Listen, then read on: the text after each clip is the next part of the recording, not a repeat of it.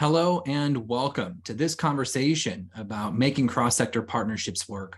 My name is Dakota Palicki. I'm the director of Talent Hubs at CivicLab. If you haven't heard of us, CivicLab is a nonprofit institute focused on advancing the practice of civic collaboration to solve complex social challenges at the local, state, and regional level, particularly through cross-sector partnerships. CivicLab has the honor of supporting dozens of partnerships around the country that are bringing together the public, private, and social sector to accomplish something together that no one sector can do alone. For those of you in this space, you know how hard that work can be. One of the most difficult challenges that partnerships face is coming together for a collective work plan. First, you have to understand what's currently going on, identify that current state, and then together figure out what is it uniquely that this constellation of partnerships can do together that no one can do alone. Right now, we have the pleasure of hosting a multi-year collaborative called Building Rural Community Learning Systems, where CivicLab is working deeply with 5 rural communities and regions around the country as they bring together their stakeholders to improve post-secondary outcomes in the places they call home. One of those partnerships is ProjectAttain in Northern and Central California. Recently, I sat down with Allison Shaw, their project manager, because ProjectAttain has found a unique way of applying some of the lessons and principles that CivicLab teaches to their specific context. What we're going to talk about today is show you the tools, the frameworks, the ideas, and the goals that Allison and her team of multiple higher ed institutions, workforce agencies, and community partners are using to develop a co-created work plan. Again, for those of you that are in cross-sector partnership work, you know how hard this work can be, whether you're a partner or a leader of one of those cross-sector partnerships. So I hope you learn a lot from what Allison has to share, and let's get started. Well, Allison, thanks for spending a little bit of time with me today. I'm really excited to dig in. I know you guys are doing some great work, and in particular around some work planning, which is always a very complicated process when you have as many partners as you guys have. Yeah, start us out. Just, what is ProjectAttain? How many partners are you working with? Give us some details there. Sure. So ProjectAttain, as an independent nonprofit, is a educational attainment initiative for adults. We focus on an audience that is kind of in the 24 to 65 range, so just a little bit beyond the traditional college-going age. And we started out primarily focusing on degree completion in terms of associates and bachelors, but soon realized that there were a lot of people who had stopped out even before getting there and needed to complete some sort of credential or even a high school diploma in order to move forward. And so this initiative started around 2018-ish in the Sacramento region and has since then incubated and become a fully independent nonprofit. And we primarily focus on 6 counties, but because of the partners we have in those 6 counties, our reach ends up extending actually to 12 counties because some of our academic institutions then have satellite campuses in more rural areas. And so we ended up kind of like a 6-county core with a 12-county base overall. Yeah, it's a pretty big geographic swath of California. It is, as you know, California, geographically a huge state and very diverse in terms of the economy and the landscape. So ProjectAttain is in Northern California. We affectionately call it the Midwest of California.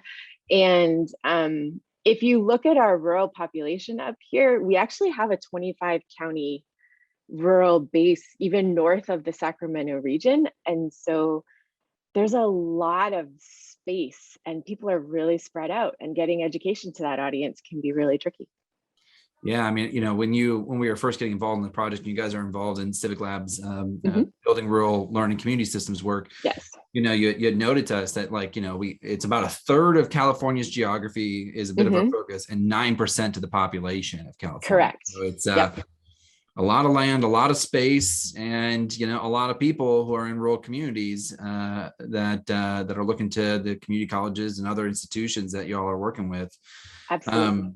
I know right now we're kind of in the middle. We've gone through some systems building work and some stakeholder work, and now we're in the middle of building a collective work plan. And you and I have talked about this a bunch. That's one of the hardest things to do is partnerships. Is like bring everyone together and say, well, what are you doing and what are you doing? what can we do together that we can't do alone, and really trying to get a lot of your counties to figure out what can they do individually and collectively to reach some common goals.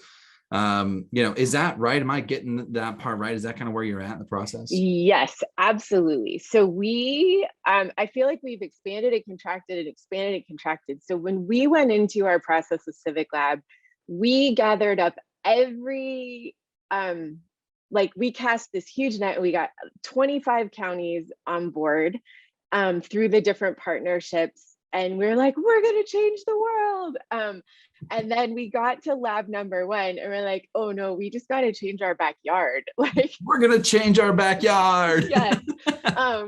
And so one of the things that is great about California is that this is an innovative state, and a lot of ingenuity, a lot of creativity. Because of our population, we tend to get huge investments of money from different federal things, especially in this post-COVID era with our population base and workforce recovery. But that comes with a lot of distractions. And so we have this great opportunity, but we get distracted so easily. And so we had this beautiful vision when we came in of all these things we were going to do. And then when we really dug into what CivicLab was teaching through your systems building thing, we just realized like our system is what's broken. We have new programs, we have resources, it's constantly coming down the pipeline, but we don't succeed because we don't dig in and fix the system. And this light bulb came on when we were with you in the first session. And so we pared down our vision really dramatically. I don't know if other people do this in a grant, but like you go in with a project that's this big and you're like, oh no, we can do this. And so we have a guiding team of 6 members right now, and they represent 2 of the California State Universities. So California State University, Sacramento and Chico, which are 2 of the most northern. Humboldt is just a little further north from us, but most rural northern schools. And then we have 2 community college districts, Sierra and Yuba, and then Yuba has 2 colleges. We're working with 1 workforce board because one of our huge gaps is that education has one path and one set of measurements, and workforce has a different path and a different set of measurements, but the same people are bouncing back and forth between our systems and not connecting. And so we have our Golden Sierra Workforce Board on our team. They serve a 5-county region. And then we have another collaborative called the North Far North Regional Collaborative, and they are actually part of the California Community College District. And they are a like sort of guiding governing body for all of the rural colleges. So having Blaine on our team from North Far North gives us access to all of those schools without having to place each school on our team. So we have these 6 very diverse, unique, and sometimes competitive groups working together on this. So when we came back in April, we had to sit down and say, like, how are we going to work together? We truly are a body of these strong, independent, fighting for the dollars, fighting for the students. And the idea of like getting people to attainment is the ideal goal here, completely counterintuitive to how our schools are funded. They're funded by butts and seats, not through completion. And so how do we get these partners to work together? So we had to come up with some sort of work plan. And we took the CivicLab framework that we were using in terms of the systems development model, and we just took that home and broke it down into the most basic pieces of what does it take, what do we do to get a student who stopped out of school without completing their education back into higher education, whether they're coming through a college or university or they're coming through workforce. And then what does it take to get them from there through to completion? Because they tried this once and didn't finish. So there's barriers there in some way for them. And then what do we do when they're done? Is what we're training them in even going to be valid in our community? And in this case, looking specifically at our rural communities where, as you know, what workforce looks like in our rural communities is changing, especially post-pandemic. The jobs that were there before might not be there now. Automation has changed a lot of things. Tourism is changing quite dramatically because of our wildfires and drought and different aspects. And so are we training them in things that actually result in family sustaining wages? So we're in the process of building that out, and we're about a month in, and we're seeing some really cool trends and some really cool changes, especially in attitude and behavior in our team members. So we kind of hang up after every team meeting, and my co-lead and I, Barbara, are just like, oh my goodness, look at this, look at this data. We're both kind of nerdy. And so I'm really excited about that. Well, you are in good company. And you know, what you're talking about is, I think, a lot of partnerships struggle with. And you have organizations and partners that are dealing with different dimensions of scale, coming from different parts of, you know, the system, whether they're education providers, workforce providers, et cetera, you know, and then, you know, just really trying to make it all work. And as you said, you know, we talk a lot at CivicLab, right, about moving away from a resource-based programmatic thinking into a more systems-based thinking, which requires a focus on relationships. And that's exactly what I hear you saying, you know, but getting it down, you know, to the nitty gritty, you know, it's like we can talk about building relationships till we're blue in the face. But one of the best way to build relationships is by doing something together. And that's where a lot of the rubber either does or does not meet the road. And absolutely, you had said, you know, you kind of came up with this process of figuring out, okay, really, how are we going to make sure this rubber meets the road here? So I can't wait. Let's dig into the process. Like, what did you set up? I'd love to see your tool, because I know you've made a great tool that you're sending out to all these partners to populate as well. And it's a pretty unique process that you've developed. So let's jump straight into that. So this will look very familiar to you, Dakota, and probably to anybody who's gone through your systems building process. But this was the basis that we took home with us.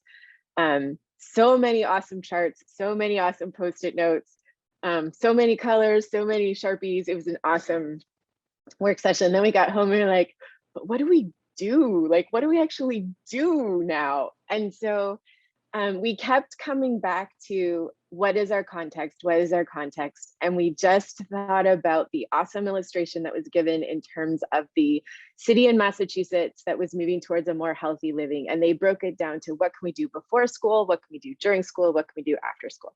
We're like, okay, how can we get our model to be that simple? And we couldn't get down to 3, but we did get down to 7. So most of our entities were really comfortable already working with adult learners in this area here. We were doing outreach. Some campuses have some advising going on. Some are looking at how their enrollment processes impact adult learners. Some were already looking at how do we support them? There's no point in inviting them back if we can't support them through completion. What are the actual barriers to completion? What does the actual system look like? Are there fees? Are there deadlines? Are there paperwork issues? Is it manual? Is it automated? Do we have experts in this area? And then again, back to our question, if they complete this credential, can they do anything with it in our region? How are we mapping those together? And then we realized that we had some partners on board where rural adult attainment, not even on their radar yet. And so we took our sort of system that we were already working on and we added awareness on one end and employment on the other end. And that's how we sort of came up with our system. So we said, these are all the places that our institutions, meaning both our higher eds and our workforce, have an opportunity to engage or make an impact with students. And so we took the awesome graphic that came in our workbook and said, okay, we all understood track and lane and line. You explained it great in our thing, but what is our track? What is our lane? What are our lines? And so this was sort of just a memory jog for our team to say, okay, our track is the adult learner completion to employment system, which you see up here. And then in this case, we're looking specifically at a rural audience.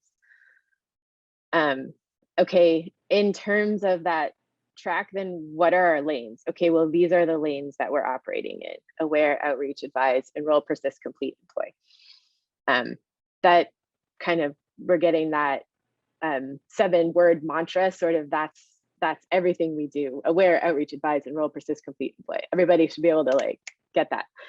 Love and it. then within each of those lanes, where are people starting? What do they have? What do they know? And so we put together also, as we're doing this, what are our target outcomes? So as you know, as part of our grant, we had specific ones to choose from. And from that, we chose credential completion, increasing the number of rural learners with high quality industry recognized diploma or certificate degree. It's how we define that. And then time to completion, reducing the amount of time it takes a rural learner to complete a credential. Our team also had an individual focus that was really critical to them on outreach and advising. It is one of the hardest populations to reach because there isn't a singular place where all adults go to get their information anymore. I mean, they were already kind of a challenging population, but we don't even all watch network TV anymore. Like, you can't even put a commercial out there and hit your audience, you know, and we're looking at a 25 county region. So like billboards, that's great if everybody drives by 50, but you have a whole bunch of people who don't drive on Highway 50. So how do you even reach this population? That's something that all of our partners are grappling with. So we decided that would be one of our target outcomes as well.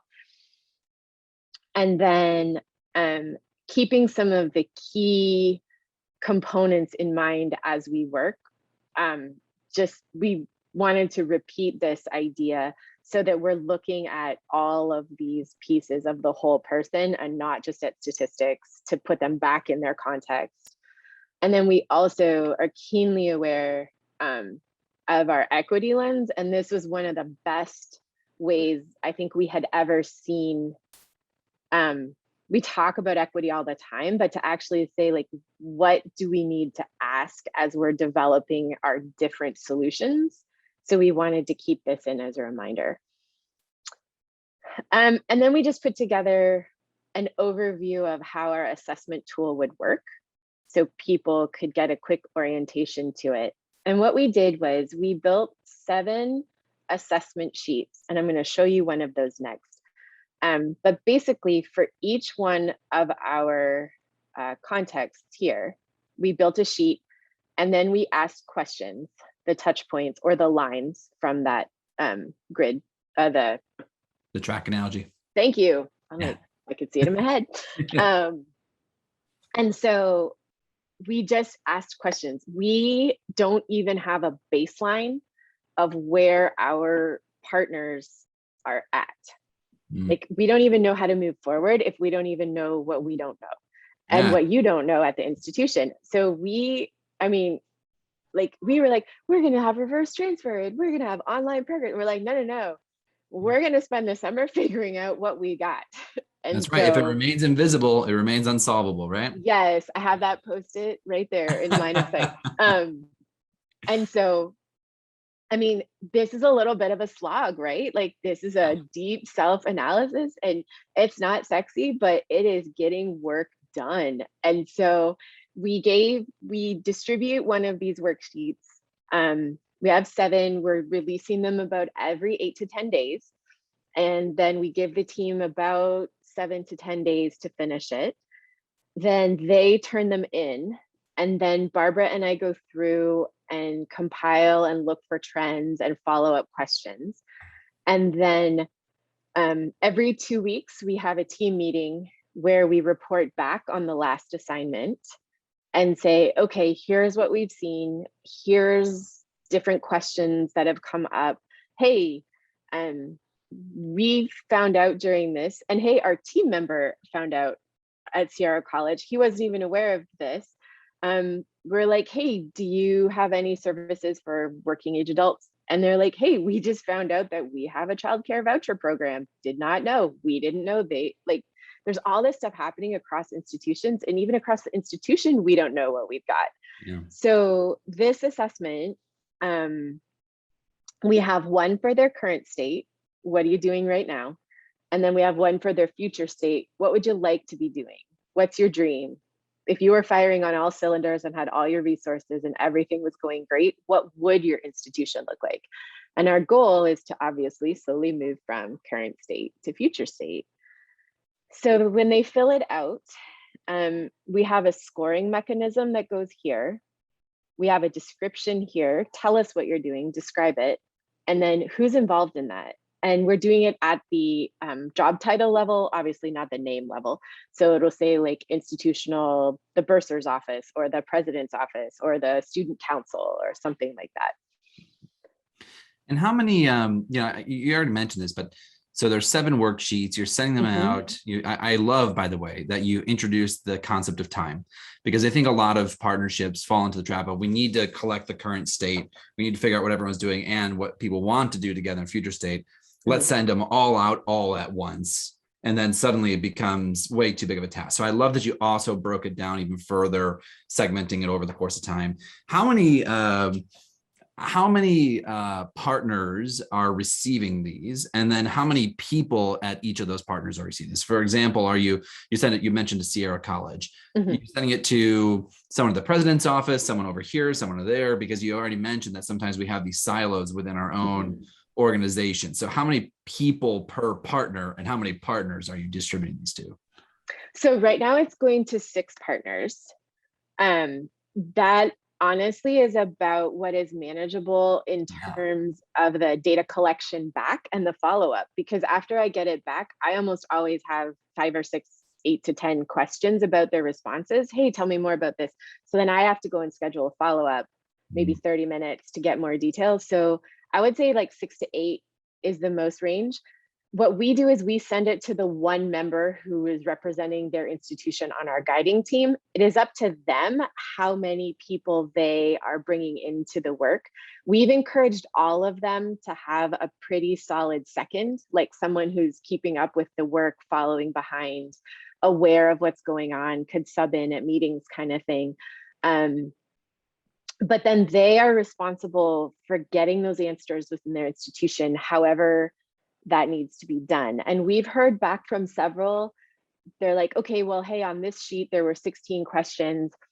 I could do 10 right off the top of my head. That's my wheelhouse. I'm involved in that. There were 6 where I had to like email out, call people, pull it in. In terms of completing it, we heard a range on our first assessment, which was awareness. It took one group about 30 minutes to complete it. It took another group about 3 hours over the course of those 10 days, splitting it up and working through it. And that really has to do with where you are at on that context. If you have a university that doesn't have any awareness of adult education and you wrote no for almost every answer, it did not take you long to fill out that sheet, right? No, oh gosh, we're not doing that. Oh God, nope, we don't have that. Oh no, how revealing. We're not doing that. Yeah. So we saw a real range from like 30 minutes to about 3 hours. I also love that you've incorporated a feedback loop. You know, they know that, hey, when I get this sent in, Allison and Barbara are going to take a look, make some meaning, and then come back to me with questions. And, you know, I think sometimes when we do this kind of data collection or current state of future state of work, it's usually just like a survey, you come back and then we present the aggregate results to you. But I think it's really an important nuance that you've naturally added in there of having a feedback loop. That's really important. All right. Yeah. Keep going. Okay. So in their approach column, we built a scale. And so when they go through, they're supposed to tag it with one of these letters. So nope, unaware, didn't even know that was a thing we should be doing. No, absolve, we're not interested in this. We know about it, but we're not. No, absolve, not able to, because I think that's a distinct difference. Yeah. Not wanting to and not able to are very different approaches to not doing something. And we wanted them to be able to say, hey, we know about this, but we don't have the capacity. Our partners at Yuba are really in that position right now. They're like, we know, we're excited, we're eager, we're on board. We don't have the staff yet. And so they are, part of their plan is who at our institution does similar work that we could pair and partner with they have some extra dollars in their budget and found it was impossible to hire somebody that fit the bill. And so their goal was then to say, okay, who do we have with expertise in the subject area that we can train on adult learners, instead of who can we bring in that's an adult learner that we can train in the subject. So a different way to approach the same thing. Then we have, hey, yes, we're doing something about it. We're managing it. We're bringing the best of what we got to scale. Then, hey, yeah, we're solving this. We're actually looking beyond management. What can we break down? What can we change? How can we reallocate resources? And then, yes, we're actually in the process of dissolving it. And that is the overarching goal of our work plan, is to make dissolve goals. Yeah. This is also helping us build what is the preliminary foundation of what we're currently calling a bit of a scorecard, because we are actually we're assigning numerical value to these. So this is a 1, a 2, a 3, a 4, and a 5. This is a bit of an experiment right now, but each institution of these 6, they walk away with their own assessment and say, wow, we're way not doing these things yet. So in addition to what we as the collective are going to target as our specific goals, it gives the institution a blueprint to say, we could really work on some of these things even on our own, outside of our collective work. That would move the whole project forward. So we anticipate possibly running this assessment with our partner institutions, maybe annually, and saying, hey, did you know that last year you were here, but now you're here? Or, hey, you went from here to here. So one of the things we want to be able to do in our region is say, this is an adult-friendly or adult-focused institution. And this is maybe going to be the groundwork of how we have some sort of measurement to say, hey, when you get to like mostly here, we feel like you're ready to dive in, or something to that effect. This is a very new theory. Yeah, I mean, Alice, I love this, so for those who might not be familiar, I mean, this is a, kind of an application of CivicLab's, 4 ways of treating a problem framework, that, absolution, manage, solve, dissolve, right? And, one of the things that we talk about is you need activities in the manage, solve, and dissolve. We can't, you have to do all 3. It's just we typically are finding we mostly spend our times either absolving ourselves. And I love, by the way, that you've segmented out those 2. That's great. We need to take that back and figure out if that's something we need to include in our framework. Honestly, that's a really cool thought. And then, on the manage and solve side, we tend to find that a lot of folks are just spending most of their time there without getting to acts of dissolution. And I love that you're thinking about it as a scorecard, placing activities into each of these, because eventually, as you're moving forward and on, as you're kind of saying that progress, you'll be able to have the concurrent set of activities that are in each of those categories. I love how you've applied that framework. This is really cool. Great. Yeah. So let me show you what the work plan template looks like. So this is a blank one that went out. And so this was awareness. So kind of basic questions. Do you have a common definition of adult learner across your organization? You know what? Every one of our partners did. Every one of our partners had some way of defining adult learner. But do you know what else is true? All 6 of them define it differently with a different age category. Of course. So we were like, hey, is that or is that not important to our work? So we decided that it wasn't important that we all defined adult learner the same way, because everybody had the ability to disaggregate data on age, and we could pull data we needed from each institution on a set thing. So we don't need to waste our time defining adult learner. We all have a good sense for our institution of what that is. Check, not a problem. Don't spend our time there. But hey, we can all disaggregate data, but we don't have a data agreement that we can share it with each other. So that came to the surface really quickly. So just going through these questions highlighted really basic things. And then what we did was each organization turned this back in. We looked at the answers to all 16 and said, okay, every single person had key stuff to say about question 9. What did you learn about access of adult learners during COVID-19? what policy, budget, or structural changes were positive and should be maintained, what could be improved. Columns of information on that. Mm. And so that was kind of a ding, ding, ding for Barbara and I to say, you know what, that's relevant to move to our final work plan, because this is not our CivicLab deliverable work plan.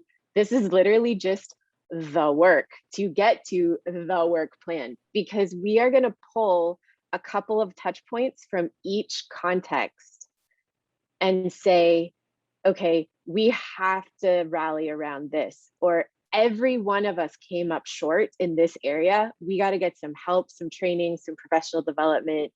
Okay, for every single one of us, this was an issue. We didn't know it was a common issue. What could ProjectAttain as the overarching body of this pull together?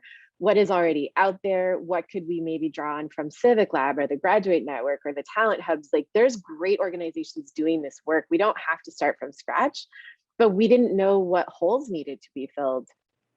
And we've seen such a change in our people.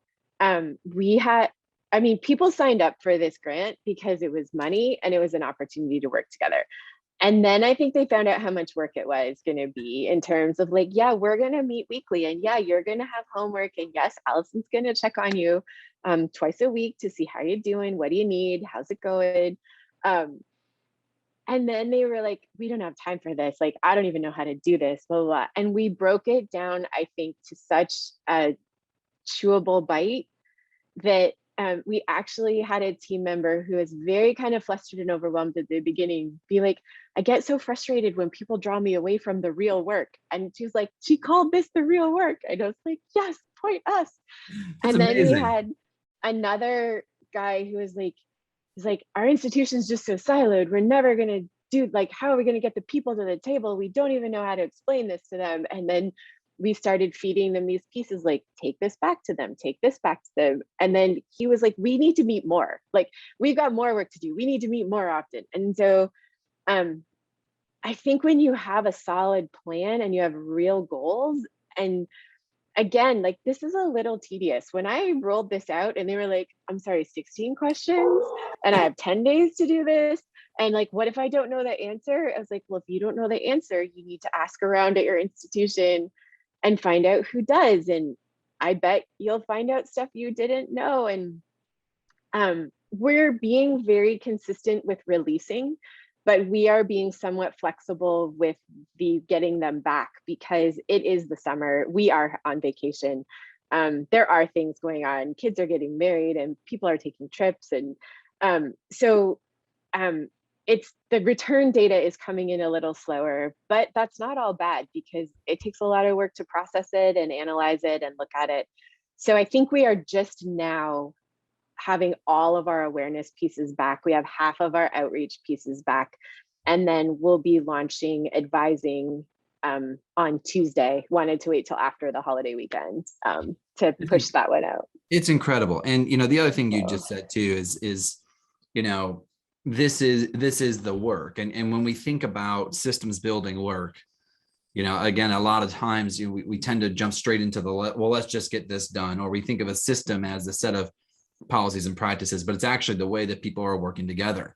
And so what you're essentially doing is giving people the tools, the frameworks, and the reason to come together and work in a new way, to reorganize the way they're working together. And that's definitely what I'm hearing you say. I guess one other quick question here is, I know right now you're going through the current state and you're going by context, starting with, outreach, awareness, et cetera, moving on through. Are you also collecting the future state intentions at the same time, or is that going to be at another layer, another step? So it was our goal to do that at first. We said current state is mandatory, future state is highly recommended. We are finding that we're dealing with like chancellor level people, deans, like we're dealing with pretty high level people. And so in this case, we have found that the time commitment in the ask is honestly a bit much to get the future state back. So some are doing it and some aren't. And we have decided to let that go for now, because I think that The future states that are going to matter most are going to be the ones we lift for the work plan. So the touch points that we choose with a work plan, everybody will be required to have a future state for that one. And then I think this is a learning curve for us as the administrators of this, as much as it is a learning curve for the participants. And so I think right now that was just kind of too big of an ask up front. So we're still putting it out there. We're still including it in the template. And when we decide as a team, okay, we went through 7 contexts, here were the obvious things, these are the 10 goals that are going to move to the work plan, then we'll make everyone go back and say, okay, at your institution, knowing now that this is where we're going to dive in for the next 3 to 5 years, what are our future state goals? Are they going to be like, we will increase by 10%, we will add 2 new online programs that collaborate between these colleges? Hey, you have engineering and we have engineering, why aren't we dual enrolling our engineering? Things like that. So future state, I think, is going to come up more in the future. I think I was too big of an ask up front. Totally understandable. I think that's why I'm asking. I think as someone, responsible for being the process facilitator, for being the convener of the group, you have to really, you get stuck in these decisions. We get stuck in these decisions as partnership leaders of how, much to unravel, what to ask, because the collective leadership role as well, is on a top of what everyone else is already doing in their lives. They're really busy lives. They're really busy institutions type. So that's great. That's really good. But it has given us, some insight into our partners, the ones that are turning in future state. We're like, okay, we know we can tap them a little harder, a little bit more. Maybe we can move them a little faster when we get into other roles, because again, you've got people at all different levels of their organizations. We have some that are set to retire. And so they're like kind of putting this in place for the next person to do. They're going to have to replace out someone on the team in the next 3 months. So, we've got a lot of moving parts, and, you want the system to be perfect, but I'm comfortable with how it's going. That's right. I'm really be excited. Good. Yeah. I mean, us too. And you really can't let the perfect be the enemy of the good, right? Absolutely. Yeah. And this is good. Like, this is good work. This is good. This is good work. Listen, I've seen a lot of places. I've done it myself, like we're practitioners. Like we try to do this ourselves. And when you walked me through this first time, I was like, I have to get you on camera. I have to get you to talk to me about this, because this is really, really good stuff. I love how much you've incorporated a lot of the principles and ideas directly into your work planning documents as well. I love the 16 questions. I love that under approach, you've developed a scale. I mean, we are higher ed. We cannot get away from Likert scales to save our life. Yeah. I love that there's, qualitative information on stakeholders and activities. And you're really thoughtful about what level of stakeholders you're asking for. I mean, I think this is just a really thoughtful way of approaching collective work planning. Thanks. We have learned so much through the process. I mean, our desire to pursue this opportunity with CivicLab was primarily to get this experience of working with somebody who could help us establish how to do systems change better. And so we are now taking this tool, and we will be using this in all of future projects. This has just become how ProjectAttain will do work. If we are going to take on a project, we are only going to take on projects at the systems level. If we're not going to be solving something, we're not, we're tired of starting new stuff. Like, California is new stuff weary. I don't know how other states handled some of the pandemic stuff, but every week there's like a new program, a new system, a new opportunity. And I was like, let's see if this one worked before we throw a new thing and split the audience and split the thing. And this is gonna work. And so, we drank the Kool-Aid. We're excited, man. We're all on board. That makes me really happy. I mean, one of the things that we talk about all the time is that, really effective partnerships fundamentally come down to 2 components, right? There's structure, and then there's process. And every place needs a process. Every place needs a methodology. And what I hear you saying is like, we have discovered our own methodology that we are now going to use. And like, this is your methodology, and that's what I love about this. Like, sure, there was some principles and things and examples but you really took it and said, what uniquely must we do? How uniquely should we do it within our context, given our partners, the scale of partners that we're working with? And, you've really done a great job contextualizing and developing your own collaborative methodology to really guide the work forward. And I think that's just again, I'm fanning with you. I'm nerding out with you. This is like really, really cool. And I love it so much. Excellent. Do you have other stuff you want to share on this, or do you feel like we've covered most of the tool? We've covered most of it. If you want to see, like, I'll show you just kind of what one looks like filled out. So this was one of our partners, the Yuba Community College District. They have 2 rural community colleges and then several additional satellite sites that are even more rural than the rural-based community colleges. And so we could see, like, here is an example of how it got answered. This is the same awareness one. So, is a targeted goal for serving adults with some college or no degree in your strategic plan for these people? Yep, it is. So she put in a hyperlink to it, see goals 6 and 7. It's also here. And then here is some specific stuff we're doing. And then here's her score, right? Yep, we're in the management phase of this. Mm-hmm. Here's what we're doing. So this is kind of just a sample. I appreciate that you put some qualitative information in that same approach box, as well as kind of indicate where they're at in the score. And it's not just like a straight score plus. That's really interesting. Yeah, initially we were aiming for just a straight score. And we found that what we got was either just the letters, just text and no letters. And then this one partner came through with both, and we were like, oh, okay, this is what we're going to need from now on. So then when we sent out the next assignment, we're like, yeah, please explain whatever you want to explain and put a letter in the box. And so that was really helps keep the context in. That's yes.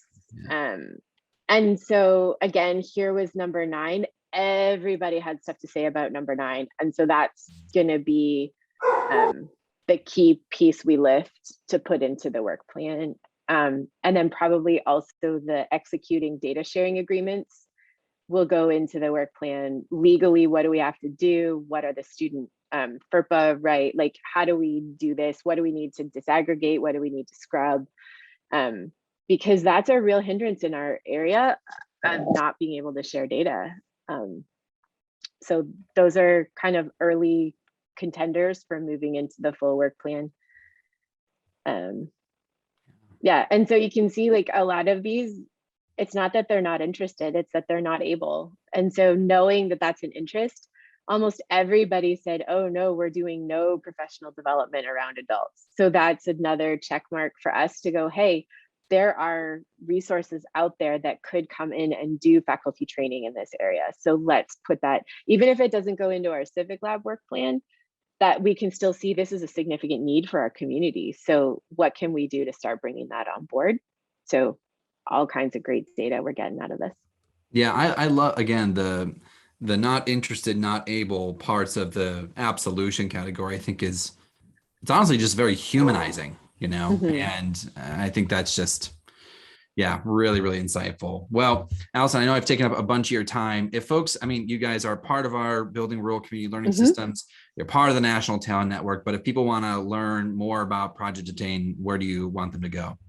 Sure. So our website is ProjectAttain.org, all one word.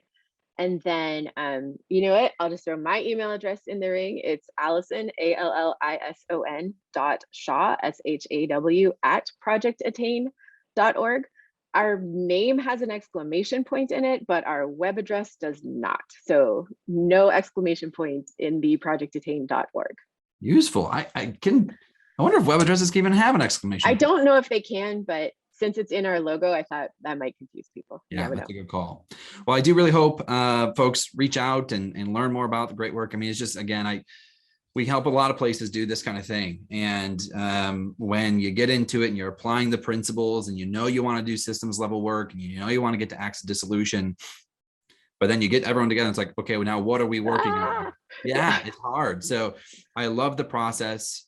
I love the tools. I love how thoughtful you've been not only building the tools, but also releasing it out over the course of time, how human you're being about that, quite frankly, because we're really not human enough sometimes. And I love too that you've said, listen, like, this is our methodology. We're not doing this for a grant. We're not doing this for a thing. This is the way that we are going to be able to capture and visualize our system.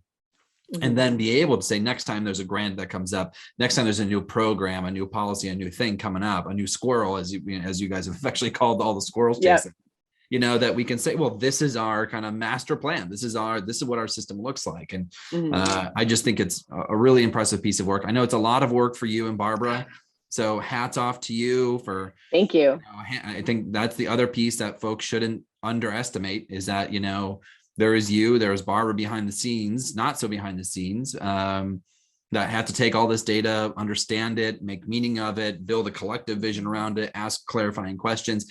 And that in and of itself takes a lot of work. It speaks to the importance of the kind of backbone organization, the facilitation that's also there. And as well as to kind of the nested kind of guiding teams that you've used as well. Each partner has a lead and they have a second and they can go out and come back in.